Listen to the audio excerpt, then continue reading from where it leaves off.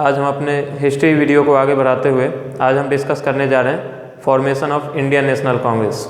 जैसा कि पिछले क्लास में हमने देखा था, एक ओवरव्यू हमने formation of Indian National Congress के बारे में स्टार्ट किया था।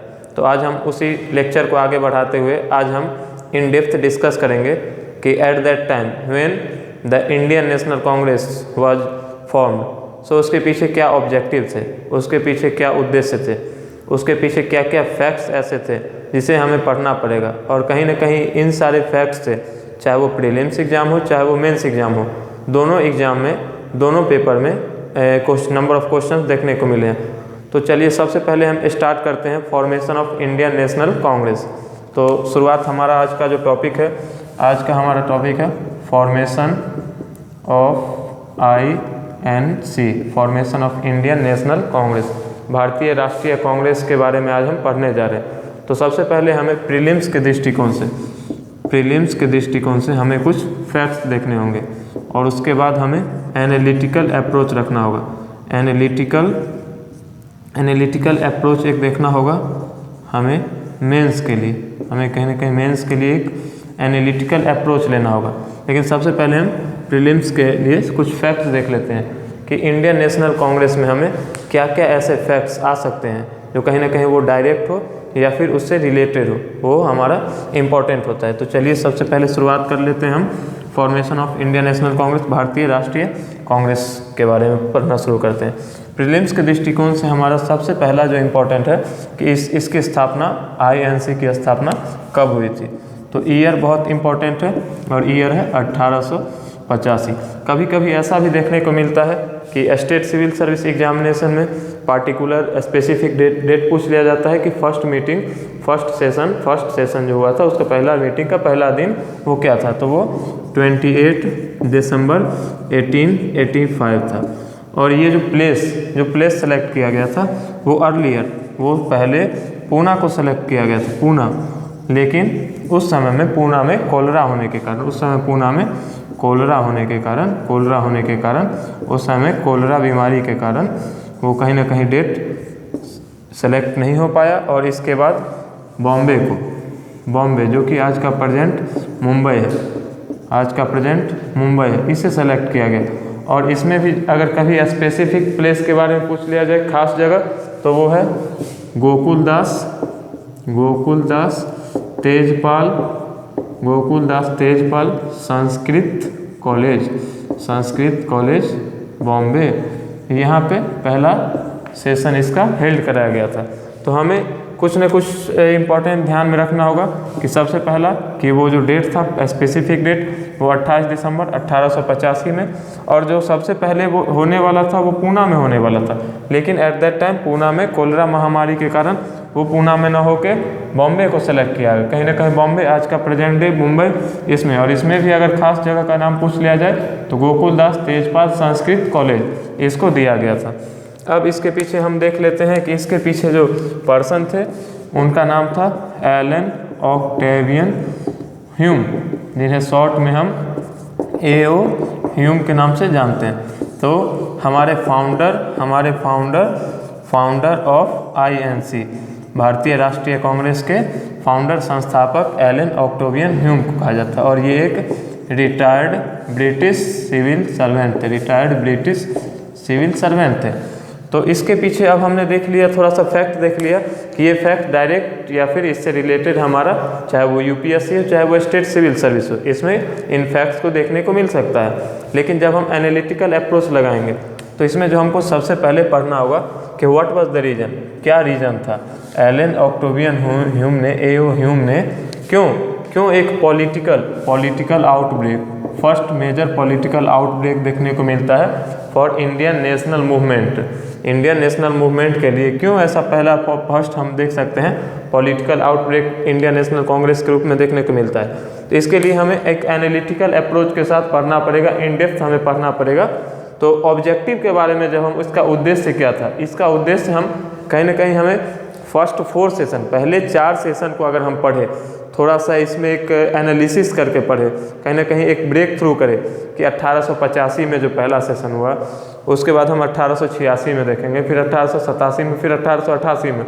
अगर इन 4 सेशन को हम पढ़े और माइन्यूट डिटेल, एक एक डिटेल के साथ हम थोड़ा सा एक स्पेसिफिक होकर पढ़े तो हमें देखने को मिलेगा कि शुरुआत का जो इंडियन नेशनल कांग्रेस था, हम जितना भी आज चर्चा करेंगे वो कहीं ना कहीं हम आज़ादी के पहले वाले इंडियन नेशनल कांग्रेस के बारे में चर्चा करेंगे, क्योंकि आज़ादी के पोस्ट इंडिपेंडेंस ये एक पॉलिटिकल पार्टी के रूप में उभर के आती है, और जब पॉलिटिकल पार्टी के रूप में उभर के आती है तो इसका उद्देश्य कहीं ना कहीं और मोटिव, कहीं ना कहीं ऑब्जेक्टिव का एक ट्रांजिशन फेज देखने को मिलता है। तो जब हम पोस्ट इंडिपेंडेंस के बारे में जब कभी हम चर्चा करेंगे उस समय में हम देखेंगे कि 1947 के बाद भारतीय राष्ट्रीय कांग्रेस का कैसे विकास हुआ और किस तरह से इन्होंने अपना एजेंडा को एक सेपरेट वे में देश के सामने रखा। लेकिन आज जो हमारा चर्चा होने जा रहा है वो हम प्री इंडिपेंडेंस, आज़ादी से पहले का भारतीय राष्ट्रीय कांग्रेस को पढ़ रहे हैं। तो इसमें हमने देख लिया, इसमें हमने कहीं ना कहीं कुछ देख लिया। अब जो सबसे पहला सेशन, जो फर्स्ट सेशन हुआ था, उसमें 72 डेलीगेट, 72 डेलीगेट्स ने हिस्सा लिया था, 72 डेलीगेट्स ने हिस्सा लिया था, जिसमें 54 हिंदू थे, 2 वे मुस्लिम्स, और जो रेस्ट वो सिख और पारसी थे, जो रेस्ट थे वो सिख और पारसी थे।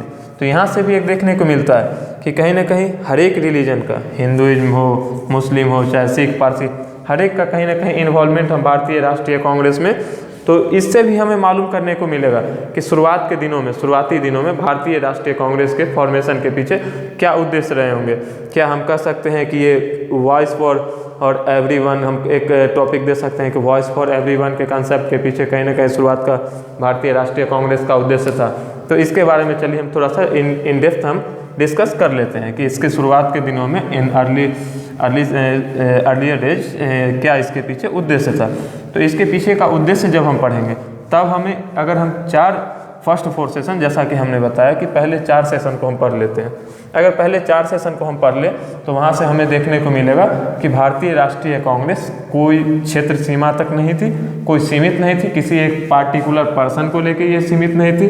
तो इसे देखने के लिए हम सबसे पहले देख लेते हैं first 4 session, first 4 session of Indian National Congress, first 4 session of Indian National Congress. तो इसको हम ब्रेक थ्रू कर लेते हैं, हम 2 पार्ट में ब्रेक थ्रू कर लेते हैं। एक हम प्लेस का ब्रेक थ्रू कर लेते हैं, एक हम पर्सन के बारे में देख लेते हैं। तो सबसे पहला हम यहाँ पे फर्स्ट सेशन करते हैं। फर्स्ट सेशन 1885 में, फर्स्ट सेशन 1885 में, और ये जो हुआ वो हुआ बॉम्बे में, ये हुआ बॉम्बे में। फिर सेकेंड सेशन 1886 में, और ये जहाँ हुआ जिसके बारे में हम सबसे पहले डिस्कस कर लिए हैं कि जो सबसे पहला हुआ वो हुआ बॉम्बे में। जो सेकेंड होता है वो होता है कलकत्ता में, जो सेकेंड होता है वो कहीं ना कहीं कलकत्ता में हम देखने को मिलता है। जो थर्ड हम देखेंगे वो थर्ड हमें देखने को मिलता है 1887 में, 1887 में थर्ड के बारे में हम पढ़ेंगे। और जो थर्ड होता है वो होता है मद्रास में, जो थर्ड होता है वो मद्रास में होता है। और जब हम फोर्थ के बारे में पढ़ते हैं, फोर्थ 1888, तो ये इलाहाबाद में होता है, इलाहाबाद में हुआ। 4 को हमने देख लिया, बॉम्बे पहला, सेकेंड कलकत्ता, थर्ड मद्रास और फोर्थ इलाहाबाद। इसके बाद आगे हम चर्चा करते हैं और फिर हम देखते हैं कि जो फर्स्ट प्रेसिडेंट, हम यहाँ इसमें हम पढ़ेंगे प्रेसिडेंट, जो कि प्रेसिडेंट, जो फर्स्ट प्रेसिडेंट थे वो थे WC बनर्जी, इन्हें हम वोमेश चंद्र बनर्जी के नाम से जानते हैं, वोमेश चंद्र बनर्जी के नाम से। जो सेकेंड प्रेसिडेंट रहते हैं ये फर्स्ट, जब सेकेंड प्रेसिडेंट के बारे में पढ़ेंगे तो वो थे दादा भाई नेरोजी। और जब हम थर्ड प्रेसिडेंट के बारे में पढ़ेंगे तो जो थर्ड प्रेसिडेंट थे वो थे बदरुद्दीन तैयब जी, ये थर्ड प्रेसिडेंट थे। और जब हम फोर्थ प्रेसिडेंट के बारे में पढ़ेंगे तो ये थे जॉर्ज यूले, एक ब्रिटिश ओरिजिन के थे, और ये फोर्थ प्रेसिडेंट थे जॉर्ज यूले। तो अब सिर्फ और सिर्फ इन दोनों के सहायता से, इन दोनों ब्रेक थ्रू के सहायता से हम शुरुआत के भारतीय राष्ट्रीय कांग्रेस के ऑब्जेक्टिव को समझ सकते हैं। तो चलिए सबसे पहले हम देखते हैं कि प्लेस, जगह के बारे में। जो पहला होता है वो बॉम्बे में होता है, ये कहीं ना कहीं सेंट्रल पार्ट है, और कहीं ना कहीं हम देख सकते हैं कि वेस्टर्न पार्ट इसका है। जो सेकेंड कलकत्ता हम देखते हैं वो ईस्टर्न पार्ट। जो मद्रास देखते हैं वो साउदर्न पार्ट, और जो इलाहाबाद देखते हैं वो नॉर्दर्न पार्ट, नॉर्थ इंडिया। तो यहाँ से आप देखिए कि अगर हम देखें कि सेंट्रल वेस्ट कहीं ना कहीं यहाँ के भी वॉइस के लिए एक तैयार किया गया रास्ता। उसके बाद अगर हम ईस्ट के देखें तो ईस्ट के वॉइस के लिए भी, ईस्ट के आवाज़ के लिए भी, फिर अगर साउथ देखें तो साउथ के वॉइस के लिए भी, और अगर हम नॉर्थ देखें तो यहाँ के वॉइस के लिए भी। तो कहीं ना कहीं इररेस्पेक्टिव ऑफ डायरेक्शन, कोई डायरेक्शन पार्टिकुलर हम डायरेक्शन नहीं देख रहे, कोई कहीं ना कहीं हम देख रहे हैं एक हमारा भारत है, भारत कौन सा भारत है, एक सेंट्रल पार्ट है, वेस्ट पार्ट देख रहे हैं, फिर हम ईस्ट पार्ट को देख रहे हैं। तो यहाँ से हम क्या कर सकते हैं, यहाँ से हम निष्कर्ष निकाल सकते हैं, इस चीज़ से हम एक निष्कर्ष निकाल सकते हैं। और क्या निष्कर्ष निकाल सकते हैं कि भारतीय राष्ट्रीय कांग्रेस किसी एक क्षेत्र सीमा तक सीमित नहीं थी। इसका जो उद्देश्य था वो भारत के हर एक, चाहे वो नॉर्थ इंडिया हो, साउथ इंडिया हो, वेस्ट हो, ईस्ट हो, हर एक को एक दृष्टिकोण में लाके एक वॉइस देना चाहती थी, ताकि वो चाहे वो सिविल डायलॉग हो सके, चाहे वो पॉलिटिकल डायलॉग हो सके। किसके साथ, हमारे जो सपोर्टर्स थे, हमारे जो इंडियंस थे, चाहे वो एजुकेटेड क्लास हो, चाहे वो मिडिल मैन हो, चाहे हम कह सकते हैं लोअर क्लास के लिए, आगे हम देखेंगे कि फिर कहीं ना कहीं इसके लिए भी वॉइस के प्रति लेकिन एक डायलॉग तैयार किया गया जो कि ब्रिटिश राज के साथ वो डायलॉग हो सके। शुरुआत के दिनों में भारतीय राष्ट्रीय कांग्रेस का कोई उद्देश्य हम ऐसा नहीं हमें देखने को मिलेगा कि वो डायरेक्ट पॉलिटिकल इन्वॉल्वमेंट के प्रति होगा। वो कहीं ना कहीं एक प्लेटफॉर्म के रूप में उभरी, भारतीय राष्ट्रीय कांग्रेस एक प्लेटफॉर्म के रूप में उभरी, जिससे हम देख सकते हैं कि वो एक डायलॉग को स्थापित कर पाई। और वो डायलॉग हमें देखने को मिलेगा, चाहे वो सिविल डायलॉग हो, चाहे वो पॉलिटिकल डायलॉग हो, हमें दोनों देखने को मिलेगा, सिविल डायलॉग या फिर पॉलिटिकल डायलॉग। दोनों डायलॉग के लिए भारतीय राष्ट्रीय कांग्रेस ने शुरुआत के पृष्ठभूमि को तैयार किया। और किसके साथ, तो कहीं ना कहीं इंडियंस के लिए, और इंडियंस को इन्वॉल्व करके ब्रिटिश राज के साथ एक डायलॉग, एक कहीं ना कहीं हम देखेंगे आगे जब हम पढ़ेंगे तो फिर देखेंगे कि जब ट्रांसफॉर्मेशन होता है, जब ट्रांजिशन फेज आता है भारतीय राष्ट्रीय कांग्रेस में, जो कि हम आगे के लेक्चर में हम देखेंगे, इन डेप्थ हम देखेंगे कि भारतीय राष्ट्रीय कांग्रेस में बहुत सारे ऐसे सेशंस हैं, जैसे कि हम पढ़ेंगे लाहौर सेशन के बारे में पढ़ेंगे, लखनऊ सेशन के बारे में पढ़ेंगे, बेलगांव सेशन के बारे में पढ़ेंगे, सूरत स्प्लिट, हमें सूरत सेशन के बारे में पढ़ने को मिलेगा। बहुत सारे ऐसे फैक्ट्स हैं जो कि आगे क्लास में डिस्कस करेंगे। तो उसमें हम देखेंगे कि धीरे धीरे ट्रांसफॉर्मेशन होता है। अब हम देखते हैं धीरे धीरे ट्रांसफॉर्मेशन हमें देखने को मिलेगा कि शुरुआत के दिनों में सिविल और पॉलिटिकल डायलॉग और मोर इंडियंस को शामिल किया जा सके। किस चीज़ में शामिल किया जा सके, more Indians to be included in civil services and arm forces. जो ऑब्जेक्टिव हम देखेंगे उसमें देखेंगे more number to be included in civil services and arm forces.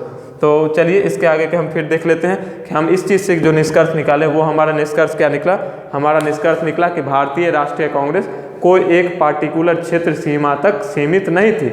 इसका उद्देश्य हर एक भारत के हर एक कोना को, हर एक कॉर्नर को टच करना था।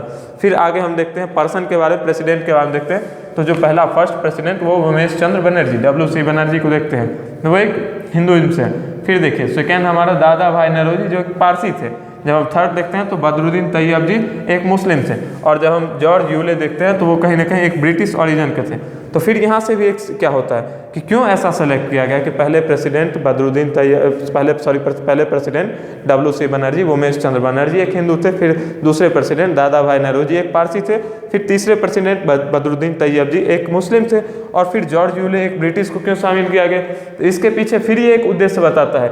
ये इससे क्या निष्कर्ष निकला, इससे कंक्लूजन निकलता है कि भारतीय राष्ट्रीय कांग्रेस किसी एक पार्टिकुलर, एक स्पेसिफिक पर्सन के लिए फोकस नहीं कर रही थी, वो कहीं ना कहीं हर एक के लिए, वॉइस फॉर ऑल का कंसेप्ट। इससे हम देख सकते हैं कि इंडियन नेशनल कांग्रेस का जो शुरुआत का, INC का जो शुरुआत का था, वो हम कह सकते हैं कि वॉइस फॉर ऑल का एक कंसेप्ट लेके चल रही थी भारतीय राष्ट्रीय कांग्रेस। शुरुआत में फर्स्ट फोर सेशन से हमें देखने को मिल रहा है कि एक वॉइस फॉर ऑल का कंसेप्ट। क्यों? क्योंकि हम देख सकते हैं कि हर एक section of the society, every section of the society was included at that time. हर एक सेशन को कहीं ना कहीं इंक्लूड किया गया था, चाहे वो हिंदुइज्म हो, पारसी हो, मुस्लिम हो, या फिर ब्रिटिश ओरिजिन का हम देख सकते हैं, इंग्लिश ओरिजिन का भी हम देखें जॉर्ज यूले का। तो इससे हमें दो निष्कर्ष तो यहाँ से समझ में आ जाता है। भारतीय राष्ट्रीय कांग्रेस इंडियन नेशनल कांग्रेस के स्टार्टिंग के फेज में हमें देखने को मिला।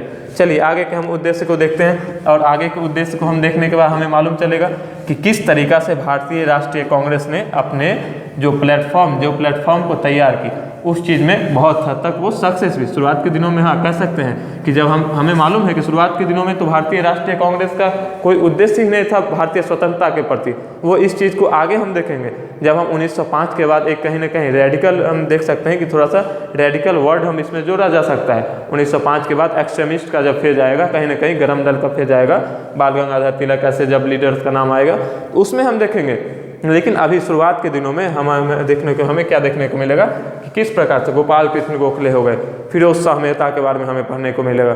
फिर आगे हम पढ़े तो हम देखेंगे कि दादा भाई नौरोजी हो गए, और ये इनका एक बहुत इंपॉर्टेंट भी है, दादा भाई नौरोजी का एक इकोनॉमी ड्रेन थ्योरी के बारे में हमें जब पढ़ने को मिलेगा उस समय में हम इन डेप्थ डिस्कस करेंगे। तो चाहिए आइए हम देख लेते हैं, क्या देख लेते हैं। तो हमने देख लिया एक बात, तो हम यहाँ से कन्फर्म हो लेते हैं। कन्फर्म क्या हो ली कि भारतीय राष्ट्रीय कांग्रेस INC शुरुआत के दिनों में वो किसी एक पार्टिकुलर प्लेस तक सीमित नहीं थी, पार्टिकुलर प्लेस तक सीमित नहीं थी इसका कोई। और सेकेंड INC का एक और हमने देख लिया कि वो एक कोई पार्टिकुलर, कोई स्पेसिफिक पर्सन पे भी फोकस नहीं कर रहे थे। तो यहाँ से हम भारतीय राष्ट्रीय कांग्रेस के, भारतीय राष्ट्रीय इंडियन नेशनल कांग्रेस के बारे में हम थोड़ा सा हमने ऑब्जेक्टिव को देखा है। फिर आगे के हम लेक्चर में जब हम डिस्कस करेंगे तब हम उसमें देखेंगे कि हमें क्या देखना है, कि हमें सब आगे के लेक्चर में थोड़ा सा हम देख लेते हैं कि हमारा आगे का लेक्चर क्या होने वाला है। तो आगे के लेक्चर में हम देखेंगे कि भारतीय राष्ट्रीय कांग्रेस के 1885 से लेके और 1905 तक का जो थिंकिंग था उस समय में उनका सोच क्या था, भारतीय राष्ट्रीय कांग्रेस के पीछे क्या सोचते। फिर 1905 से लेके हम देखेंगे कि 1920 तक का जब हम देखेंगे तो इसमें हम देखेंगे कि किस तरीक़ा से ट्रांसफॉर्मेशन हमें देखने को मिलता है, फिर 1920 से लेके, और महत्वपूर्ण रहता है 1932-34 तक हम जब देखेंगे इसमें देखेंगे कि रिवॉल्यूशनरीज का एक बोलबाला सा होने लगता है, फिर 1934 से लेके और कहीं ना कहीं 40 तक एक साइलेंट पीरियड हम देखेंगे। हम इसे साइलेंट पीरियड के नाम से इसलिए कह सकते हैं साइलेंट पीरियड, क्योंकि इसमें बहुत ज़्यादा कुछ एक्टिविटी के बारे में हमें देखने को नहीं मिलता है। फिर आगे जब हम 1940 से हम चर्चा करेंगे, 1940 से लेकर 47 तक का हम जब इतिहास के बारे में पढ़ेंगे तो 1940 से 47 में देखेंगे कि यहाँ पे एक मिक्सचर हमें देखने को मिलेगा, तो चलिए आज का वीडियो लेक्चर हम यहीं पर समाप्त करते हैं, और बहुत जल्दी हम फिर आगे के अपने वीडियो लेक्चर